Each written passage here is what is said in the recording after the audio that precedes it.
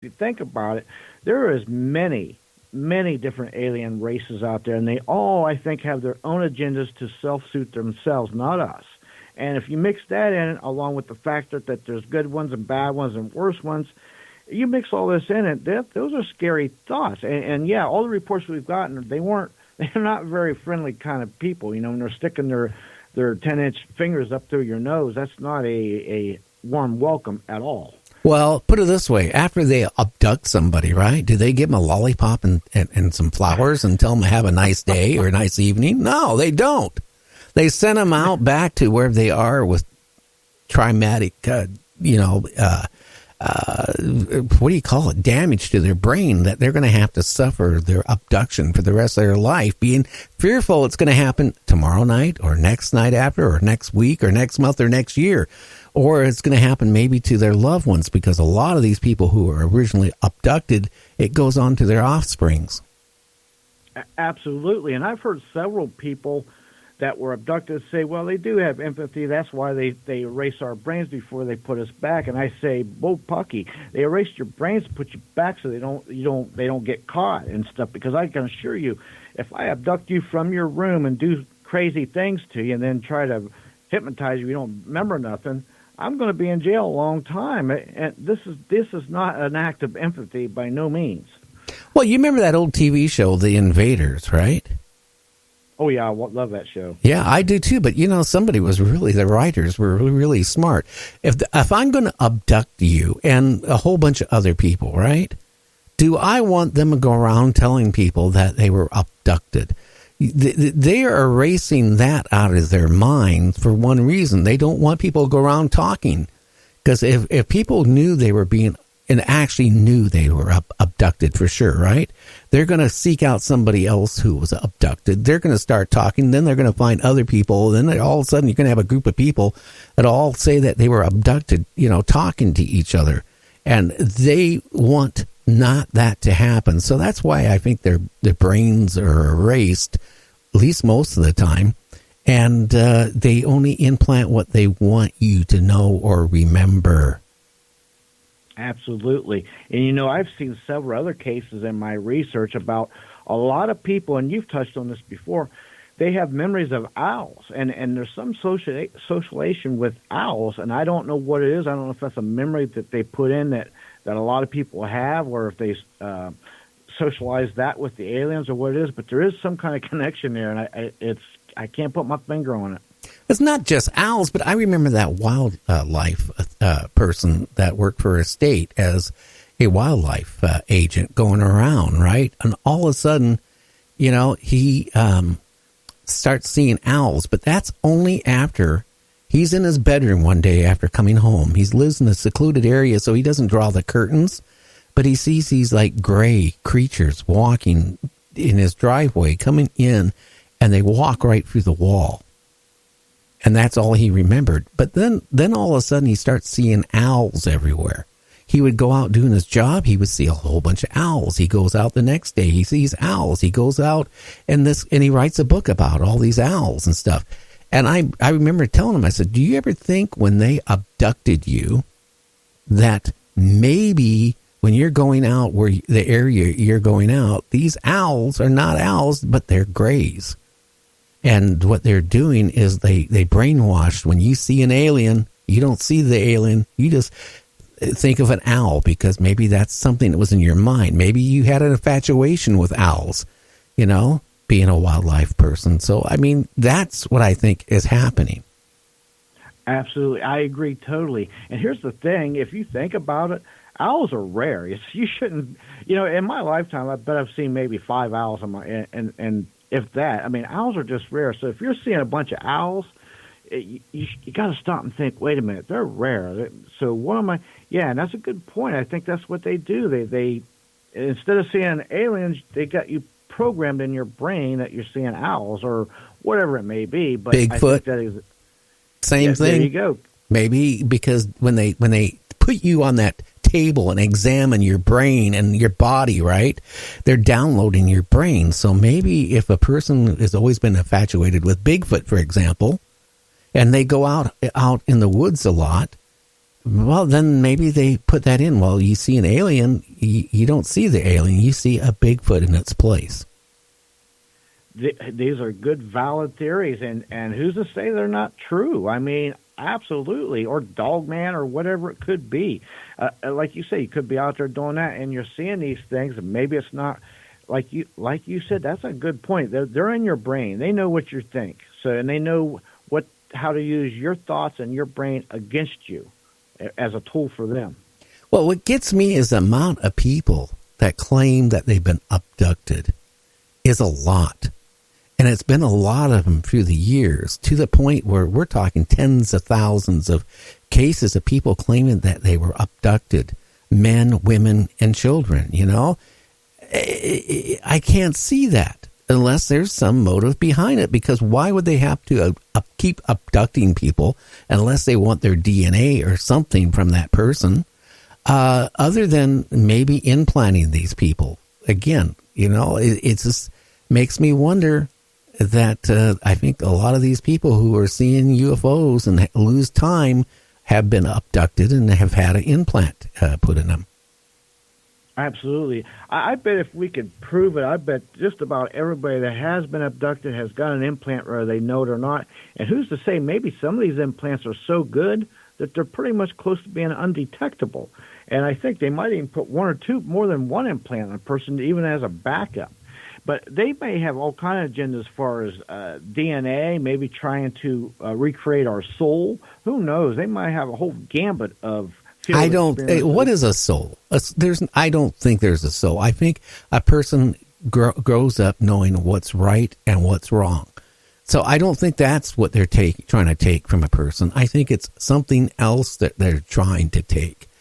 And again, I think it's maybe DNA or, you know, something else that they require to maybe for them to survive. Or again, they're just implanting people for a reason. The same way, like I said earlier, Soviet Union took a whole bunch of people, brainwashed them, sent them to the United States. They thought, you know, that they were U.S. citizens until that magic word was said to them. And what did they do?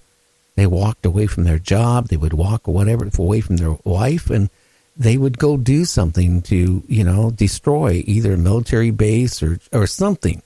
And that could be the same way, like I said earlier, with these implants. Maybe they're sleepers, these people that have been implanted, and they're just waiting for a certain time to activate it. Who knows? But, I mean, it's no more far-fetched than anything else you can say.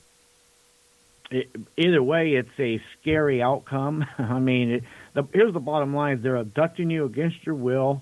They're doing all kind of crazy experiments on you, and then they're trying to erase your brain, send you back. And this has been going on, I bet this has been going on for hundreds of years, not just a few years, but all through history probably. And we don't even know. Well, I think some of us know. I think some of the government people know. I think they let it happen. I think they let it happen because I don't think we can stop it. Number one, I don't think we could. I mean, I don't think the military or the government could stop abductions of people. I don't think we could stop the UFO sightings. I don't think we could keep them from coming out of our airspace, especially with our technology. I think we have no control of the situation. I really feel that very strongly. I think we're in a situation where we can't do anything about it. No, I don't think we can either, because here's the thing. Just look at the Nimitz and the Tic Tac video that was released. For them UFOs to do what they want when they want, with military, our top military machines and men there, and we couldn't do nothing to stop them if we wanted to. So, yeah, we're like, our hands are tied. It's like they can do whatever they want when they want to do it. Yeah, I mean, one UFO could take out a squadron of our fighters, like, instantly, if they wanted to. I mean, I don't think Bob Lazar's story, more have been doing research on it for the last week. I don't think, especially after having on Bruce Maccabee on the show, I don't think in that time frame when Bob Lazar was supposed to be at Area 51 going through and trying to reconstruct the propulsion system of a UFO, and the compound, I think was it 15 or whatever it is, to make it work. I don't think we have the technology even to fathom how to do it. I just, some of the stuff, the more I think about it, doesn't make sense. I don't think we have the technology now to do it. Seriously. If we got an alien spacecraft right now, it had whatever type of computer system, whatever, if it is biological or mechanical or whatever, do you honestly think we could sit there and replicate it? I don't think so. No, I don't. It's just like you could send back a DVD player or a CD player, whatever, back 100 and some years ago, and they'd look at it and be like, what are we going to do with this? Well, all the secrets of the future is on there. You wouldn't even know how to begin to start it. A perfect example, when DVD players first came out in the early 90s, late 80s, they used to have a screw in there you had to, for traveling when they would ship them, and you'd have to take that screw out. Well, a lot of people didn't even know that, and they couldn't even get them to work. So, it's like you've got this equipment. Who cares if all the answers are there if you don't even know how to access it or reverse engineer it? It might as well be obsolete. You can't do nothing with it. Okay, just look at this point. Okay, let's go back to 1955, right? And they have a CD from the future. You know what they're going to do? They're going to look at the CD, right? They're going to figure out, gee, what type of record player plays that? They're not going to realize what is the digital files. They don't even know what digital files are. So are they going to be able to duplicate it? Yeah, they might be able to make a disc. But are they going to be able to put the files on it? No, that's going to be illogical. It isn't going to happen. Absolutely. That's like putting like a stick from a computer and sending it back 100 years. There you go. All the information you need to know is on there. You might as well just hand them the whole UFO because it's useless. You don't know how to access it. Yeah, well, I'm just saying, you don't even have to go 100 years.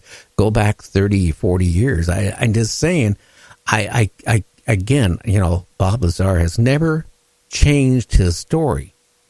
But the more I've read about it, and I think he did something at Area 51, but I don't think we had the technology to replicate propulsion systems, let alone to build a spaceship. I just don't buy that. I don't. I just don't. I think the technology is so far advanced that we can't even fathom how to do it, to be honest with you. Now, I'm probably making people mad at me right now. Oh, he doesn't know what he's talking about. Hey, I don't. I'll admit it. I'm a talk show host. But I'm going to tell you this. I don't think the scientists know either. I really don't. I think we will one day find out. And I don't know if it's going to be good or bad. But the way things are going, I'm really getting concerned because isn't it funny, like today, they sit there and release about these asteroids. They're going to go past the Earth starting tomorrow. And half of them they didn't even realize was going to even going by. And some of them are dangerously close. Wow, one of these days, we might not have to worry about abductions anymore or aliens anymore because we're going to get slammed. Oh, yeah, that's the thing, especially... Even NASA said this reason why they missed a couple a month or two ago is when they're coming at us in the daylight, it's like a blind spot. We can't see them, which you would think with today's technology that we would find a way to overcome that. Radio, have you heard of radio telescopes? They don't use lenses. So daylight has nothing to do with it. You know what it is? They just don't have the budget and the capabilities to monitor everything. And the reason why they don't, there's so much junk out there, asteroids and all this stuff out there that, they can't monitor. They don't have the money to watch all of it. They can take certain areas and then they go for the best. Oh, I agree. And the thing is, once they find it, what are they going to do? What's their defense against it anyway? Yeah, well, I don't think we have one yet. Exactly. I don't know. I got a good defense. Get a bottle of vodka, crawl underneath your bed, and have a drink. Oh, now you've been watching them old movies. Yeah, well, I guess so. But I mean, seriously, our technology isn't there. But it could be if we would spend our money in the right directions. One, we need to put more money in for, asteroid detection. We need to put money in for the grid. We need to put money in, well, Okay, let's build the wall. I'm done with that. I'm not going to argue about that anymore. I lost. People want the wall. They can have the wall. But I'll tell you what.